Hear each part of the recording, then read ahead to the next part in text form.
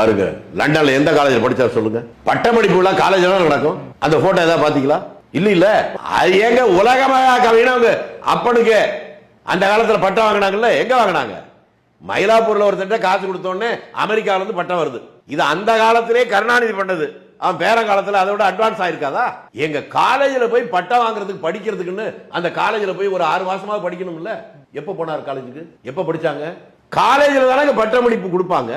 அந்த யூனிஃபார்ம் போட்டுக்கிட்டு சில பேர் என்ன பண்ணுவான், பட்டம் வாங்குற மாதிரி அந்த போட்டு போட்டோ எடுத்து வீட்டுல மாட்டிக்குவான். டாக்டர் நீங்க நினைக்கிறீங்கல்ல, டாக்டர் பட்டம் அவங்க தாத்தா எப்படி வாங்கினாரு? அண்ணாமலை யூனிவர்சிட்டியில.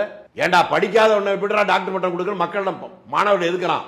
அதையும் மீறி இருந்தால் போலீஸோட போறாரு. நாய் மேல டாக்டர் நாய் அப்படி எழுதி அனுப்புறாங்க. அந்த ஆத்திரத்தில் அடிச்சு உதயகுமாரை கொன்னாங்களா? கொன்னவன் செத்து கிடக்கிற அப்பா அம்மா வந்து ஐயோ மகனேன்னு அழுதாங்களா? அவங்கள மிரட்டி போலீஸை விட்டு இந்த செத்து கிடக்கிற மகனை பார்த்து அழ முடியாம இவன் என் மகனே இல்லைன்னு சொல்ல வச்சாங்களா? அதெல்லாம் அவங்களுக்கு கை வந்த கலைங்க. அது மாதிரி இது ஒரு விளையாட்டு, இன்னும் சீக்கிரமா தெரியும். அது இன்னொன்னுங்க, இந்த பட்டம் வாங்குறதே போலி.